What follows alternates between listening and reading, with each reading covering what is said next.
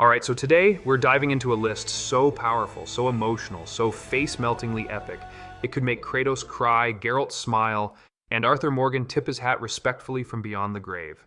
These are 20 single-player games you absolutely, positively, 1000% must play before you die. Or worse, before your internet goes out and you're forced to socialize. Let me tell you, if treasure hunting was this wild in real life, I'd quit my job tomorrow and start leaping off cliffs with zero regard for gravity like Nathan Drake. In Uncharted 4, our boy Nate is pulled out of early retirement by his long-lost brother, surprise, for one last job, which is gaming code for everything is about to go spectacularly wrong. What follows is a non-stop roller coaster of explosions, ancient puzzles, and enough parkour to qualify Nate for the Ninja Warrior Olympics. He climbs walls better than my Wi-Fi climbs to the top of my bandwidth bill. The man could be hanging by his pinky on a crumbling ledge, cracking jokes like he's got a Netflix special. Add in breathtaking visuals, a cast that has more charisma than a Marvel reunion, and emotional moments that might squeeze a tear out of your stone-cold gamer heart, and you've got an absolute must-play. It's Indiana Jones meets Die Hard meets emotional trauma, and I loved every second.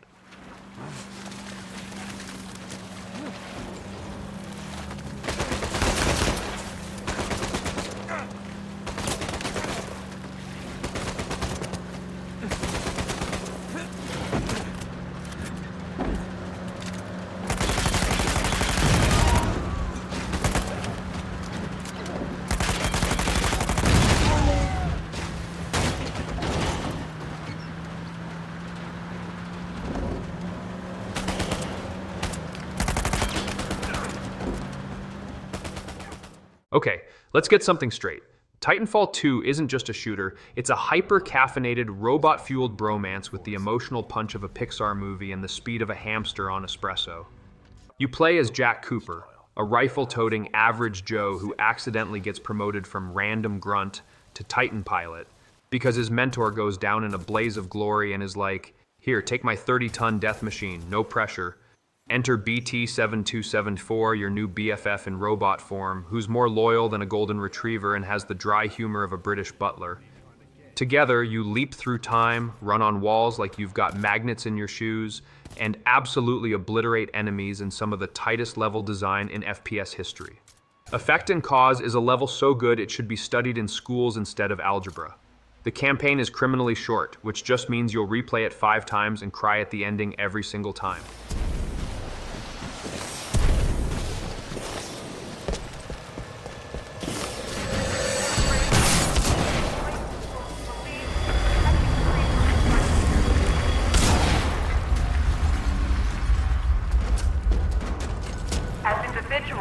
The IFC might be able to pick us off. That's what they've been trying to do.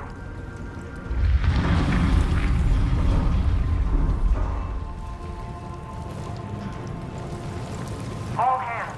The James Callan has been sent to take down IFC. Imagine you're a teenage girl in medieval France trying to keep your whiny little brother alive while navigating a full-blown rat apocalypse. Sounds like a Disney movie gone rogue, right? Welcome to A Plague Tale: Innocence. This game has more rats than a New York subway tunnel during pizza time. You play as Amicia, a stealthy older sister who suddenly becomes a babysitter, soldier, and part-time exterminator because society collapsed and the Inquisition is out here being extra AF. Your weapons, rocks, slingshots, and pure emotional trauma. It's like Home Alone, but with plague rats and religious fanatics instead of burglars. But don't let the gloom fool you. This game is weirdly beautiful, and the bond between Amicia and Hugo will melt even the coldest of gamer hearts. Just be ready to hate rats forever, and by the end you'll question how anyone in history survived without hand sanitizer and pest control. Quick, quick! What the hell are they? They're hiding in a hole somewhere, like snakes. Which way did they go? We should never have come here. Why are they doing that? They think we have brought evil with us. We have to find a way out of here.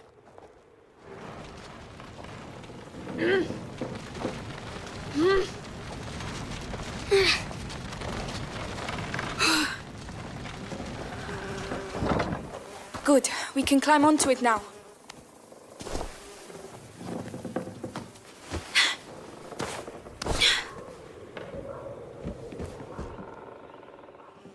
This game should come with a warning. Side effects may include confusion, telekinetic violence, and an unhealthy obsession with red lighting. Control drops you in the most cursed office building in existence, a place that shifts architecture like it's playing Tetris with your sanity. You're Jessie Faden, a woman with the world's most awkward first day at work, where instead of onboarding training, you pick up a talking gun and immediately get promoted to director. HR is dead. The coffee machine levitates. And oh yeah, there's an interdimensional hiss infecting your coworkers. Standard Monday. With psychic powers that let you yeet desks at enemies and fly around like an angry IKEA wizard, Control turns you into a superhero with trauma issues.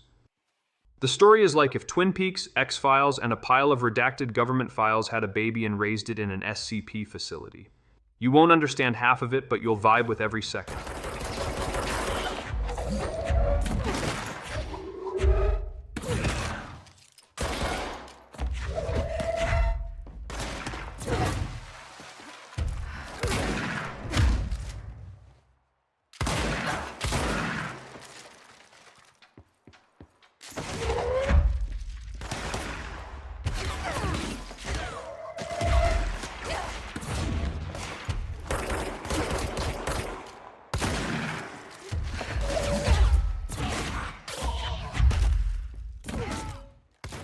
If you've ever wanted to be a deadly samurai with the swagger of a poetic ninja and the style of an anime opening scene, Ghost of Tsushima is your spiritual awakening. You play as Jin Sakai, a man so noble he probably apologizes to his sword every time he unsheathes it. Mongols have invaded Tsushima, and Jin is like, "Not today, Genghis." The game lets you duel enemies under cherry blossoms like a romance novel for sword enthusiasts. But also, if you want to ghost around in the shadows and stab people without them even hearing your footstep, the game's like, go ahead, we don't judge. 1 minute you're writing haikus about the breeze, and the next you're slicing through bandits like sushi rolls. There's even a photo mode that'll turn you into a professional photographer who forgot they were supposed to be saving people. With stunning landscapes, legendary battles, and a fox you can pet, yes, really, this game is basically a spiritual journey, but with more decapitations.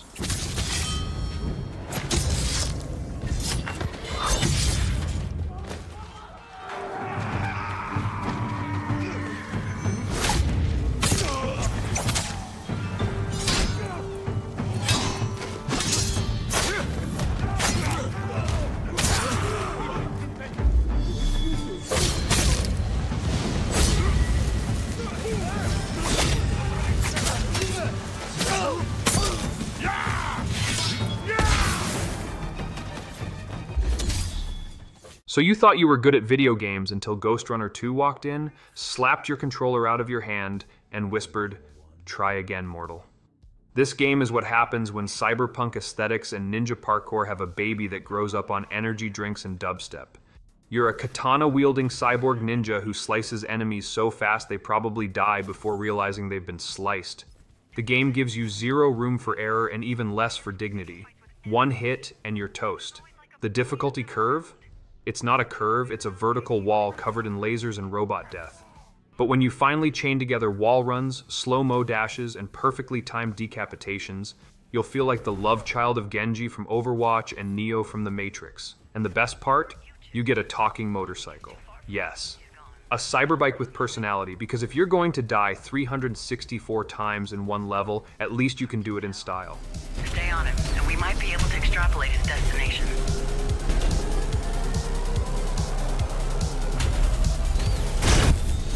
How is he so fast? Must have gotten a ride of his own. I don't know. Those Ashura types are not your regular GRs.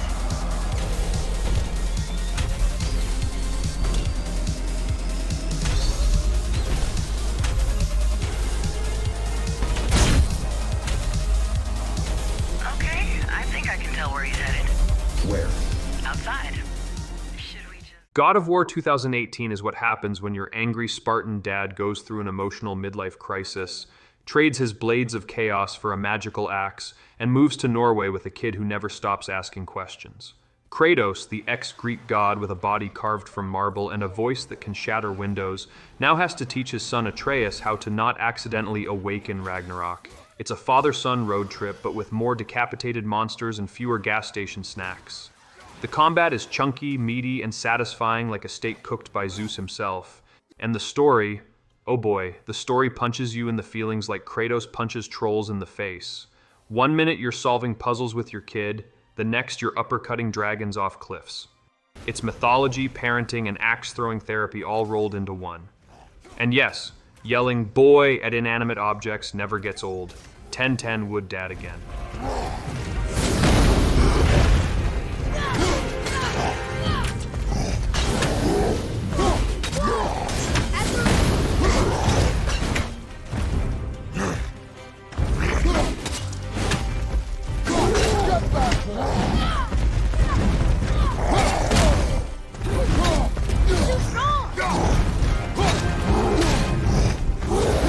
Get control of yourself, boy. Fine! Kill it!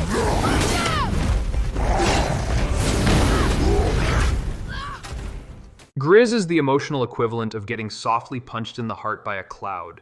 You don't play this game as much as you float through it in a state of gentle sadness and aesthetic overload. It's a platformer, sure, but also an existential watercolor therapy session where emotions are literal mechanics. You play as a girl who loses her voice, possibly metaphorically, definitely beautifully, and must traverse a crumbling world painted with sorrow, hope, and the kind of art that makes you want to frame your screen. No combat, no dialogue, just vibes, platforming, and enough symbolism to give your English teacher chills. The music swells like it was composed by a weeping unicorn, and every time you unlock a new color, it's like someone hugged your eyeballs. You'll cry, but it's the classy kind of crying, like shedding a tear at a museum. It's basically feelings, the game.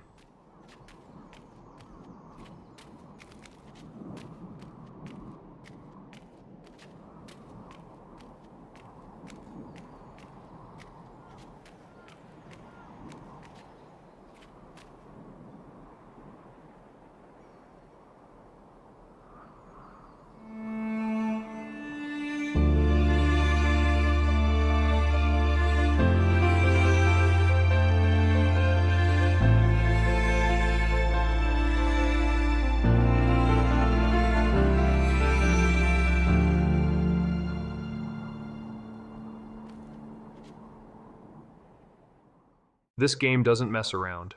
Hellblade, Senua's sacrifice, throws you headfirst into a psychological horror journey wrapped in Norse mythology and mental illness with all the chill of a Viking funeral. You play as Senua, a Celtic warrior who is basically fighting both literal monsters and the inner voices that just won't shut up.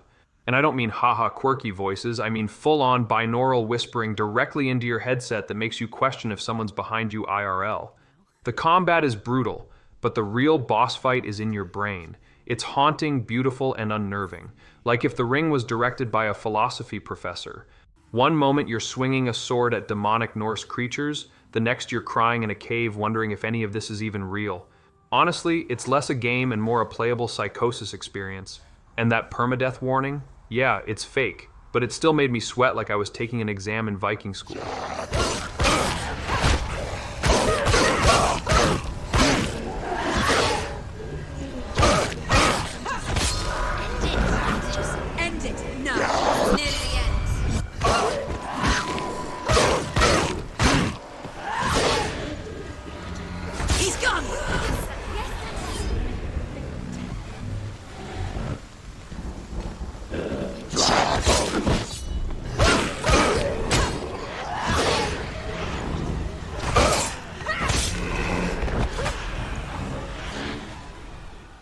If Mad Max taught me one thing, it's that the apocalypse is basically one giant demolition derby where everyone's covered in dirt, wearing questionable leather, and shouting about gasoline like it's gold.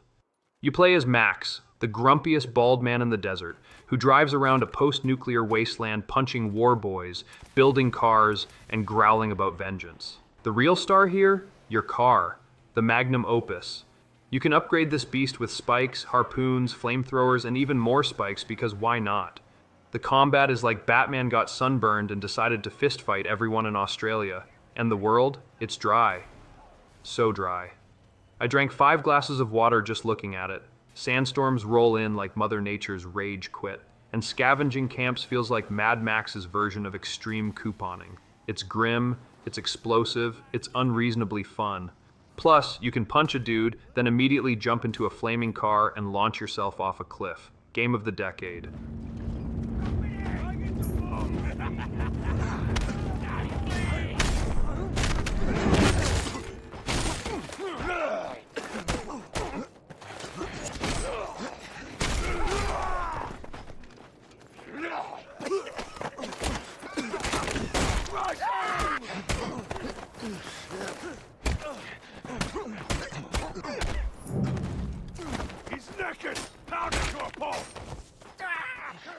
Ever wanted to be a cat, but not just any cat? Like a parkour flipping, robot befriending, neon lit cyberpunk alley cat? Stray delivers that dream and sprinkles it with adorable meows, nap spots, and accidental robot revolutions.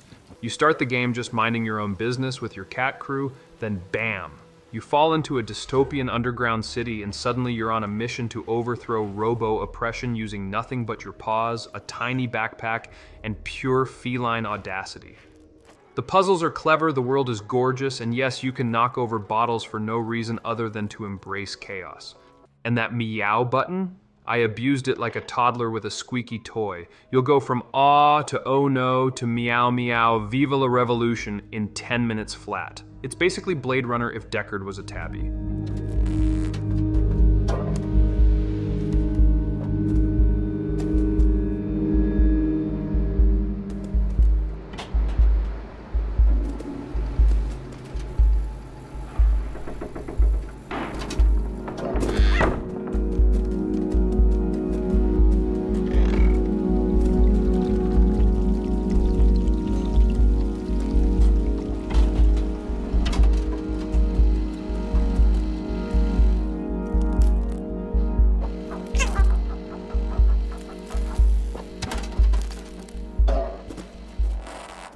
If Stephen King and David Lynch got locked in a cabin with a flashlight and 20 pounds of black coffee, Alan Wake 2 would be the fever dream they scribbled on a napkin.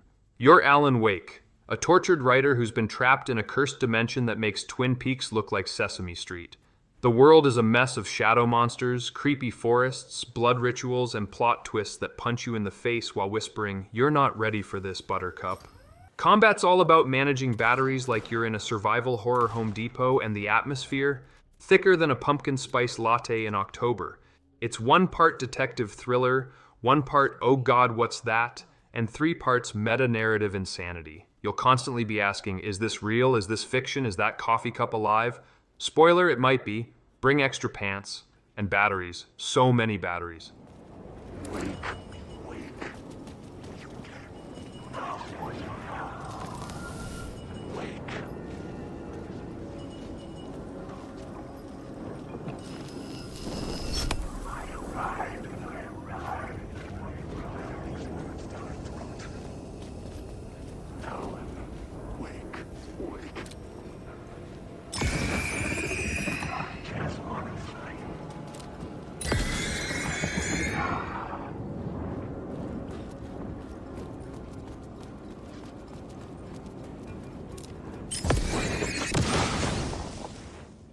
Leon S. Kennedy is back, and he's got more roundhouse kicks and sass than ever.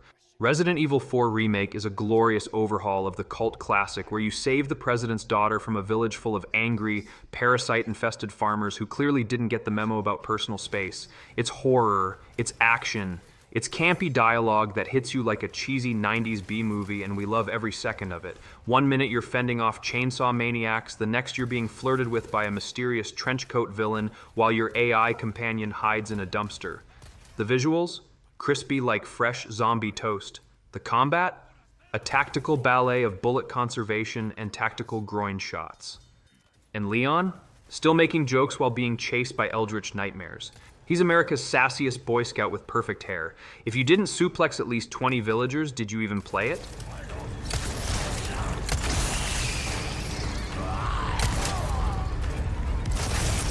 You're serious.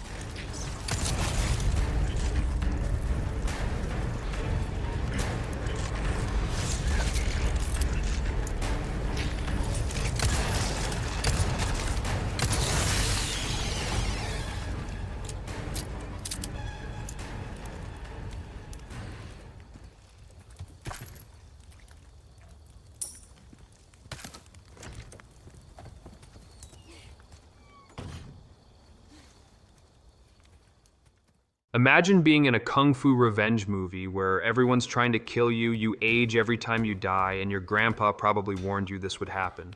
Welcome to Sifu. This game doesn't hold your hand, it slaps it away and then roundhouse kicks you into a sushi bar. Every fight is a brutal ballet where your only dance partners are fists and regret. You play as a young martial artist avenging your family, and every death literally ages you, turning you from Bruce Lee into elderly Jackie Chan with stress wrinkles. But here's the twist. The older you get, the harder you hit. It's the only game where becoming an old man with back problems is an actual power-up. The learning curve is steep, like Everest steep, but once you master it, you'll be dodging punches like you're in the Matrix and landing combos that'd make Ip Man cry.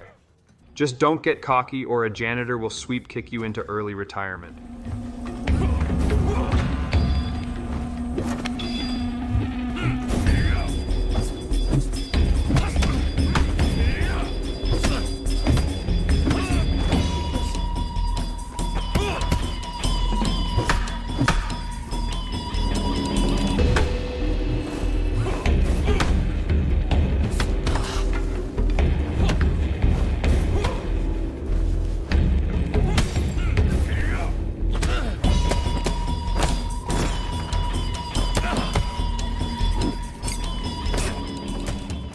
Silent Hill is back, and it brought all its fog, trauma, and deeply repressed emotional baggage with it.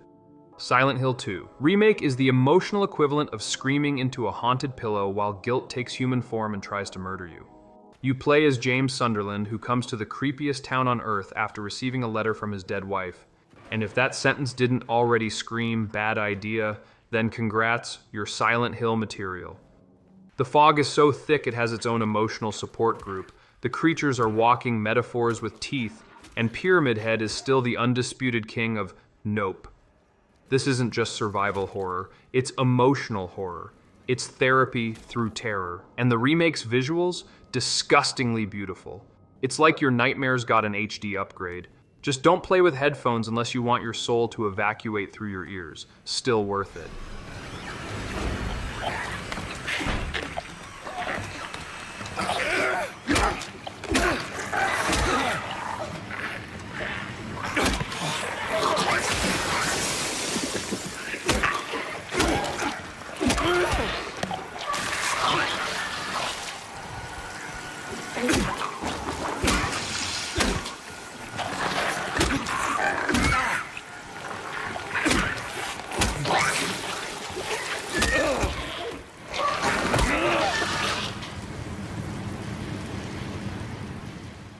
Welcome to Dishonored 2, where your stealth is only as good as your patience, and your ability to blink through time and stab people in the neck is just another day in Dunwall. You get to choose between Corvo, the grizzled dad with magical teleportation powers and the vibe of someone who drinks coffee with a scowl, or Emily, the royal badass who moonlights as Batman if Batman had shadow tentacles.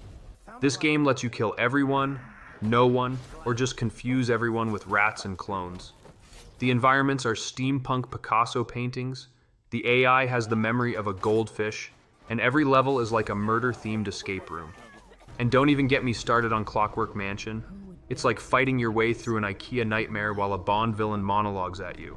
Chaos is a choice. And sometimes the choice is to possess a fish to sneak through a drainpipe. God-tier game design. Before you stands an invention that will endure beyond my time. The Jindosh Clockwork Soldier, my greatest creation. There you are, magnificent.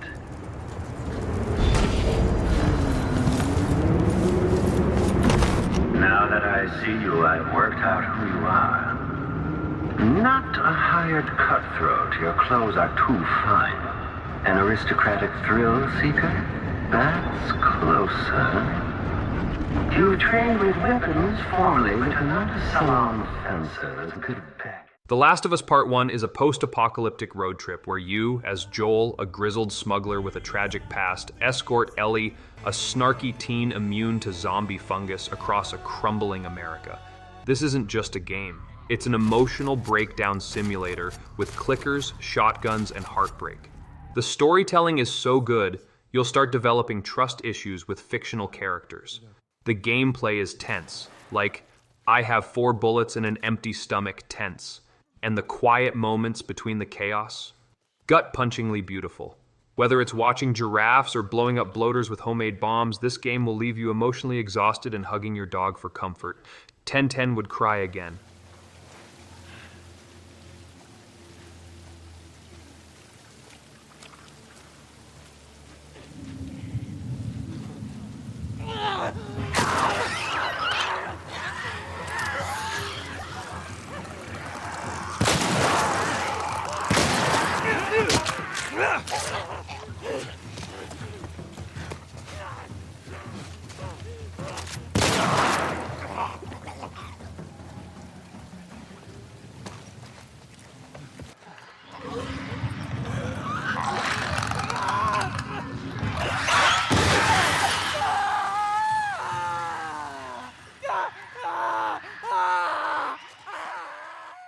You ever wanted to be a grumpy, monster-slaying, bath-loving silver fox with 2 swords and the charisma of a rock star at a medieval Ren fair?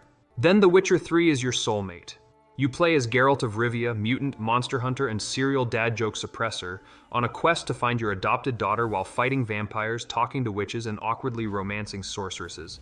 The open world is so massive it's probably still loading somewhere in the background, and the side quests are better written than 90% of Hollywood movies. One second you're slaying a werewolf, the next you're debating ethics with a talking tree that wants to eat children. Gwent, the in-game card game, is dangerously addictive. I started playing it and forgot the main quest existed. Honestly, if you haven't played this game, what are you doing? Fix your life. Ride Roach into the sunset and never look back.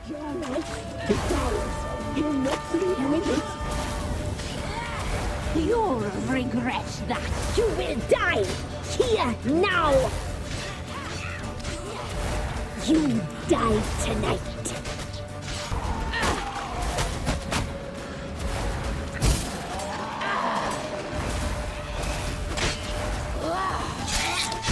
No. You will die here now.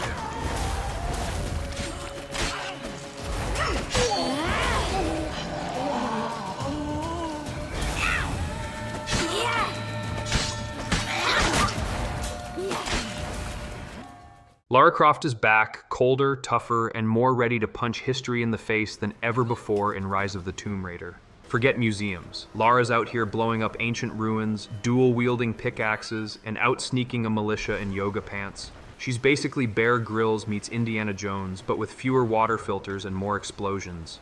This game throws you into Siberian mountains full of secrets, traps, puzzles, and bears that wake up cranky from hibernation. The platforming feels buttery smooth, and the stealth kills are so satisfying you'll feel guilty about enjoying them. Almost. Not really.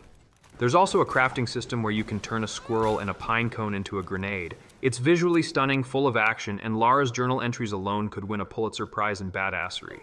Tomb raiding has never been this stylish or this deadly. I am gonna kill you! Under fire!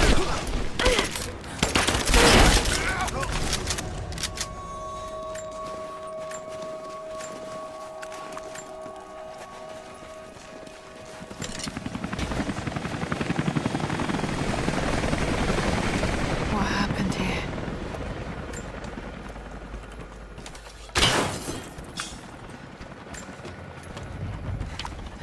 Jacob, I think I'm close to the train yard. Are you there?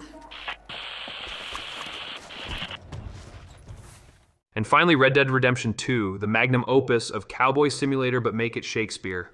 You are Arthur Morgan, a rugged outlaw with a heart of gold buried under 12 layers of gruff one-liners and tuberculosis. This isn't just a game, it's a lifestyle. You'll spend 80 hours robbing trains, shaving your mustache, fishing with your horse, writing poems in the wilderness, and possibly committing every crime known to man while still somehow being the most likable guy in camp. The attention to detail is so absurd, you can see Arthur's beard grow in real time, and his horse's testicles shrink in the cold. The story is an emotional wrecking ball wrapped in a cowboy hat. It sneaks up on you, breaks your heart, and then rides off into the sunset while softly whistling D'Angelo's redemption song. If you finish this game and don't feel the overwhelming urge to cry into a plate of beans, you played it wrong.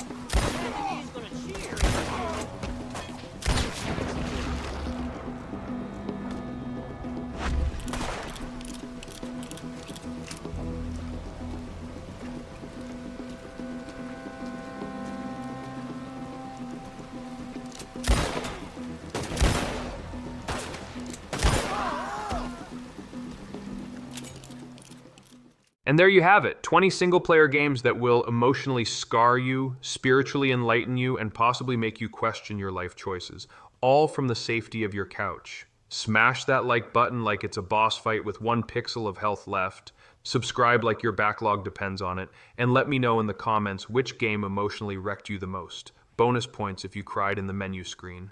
Until next time, stay hydrated, keep those thumbs limber, and remember, friends don't let friends skip masterpiece single-player games.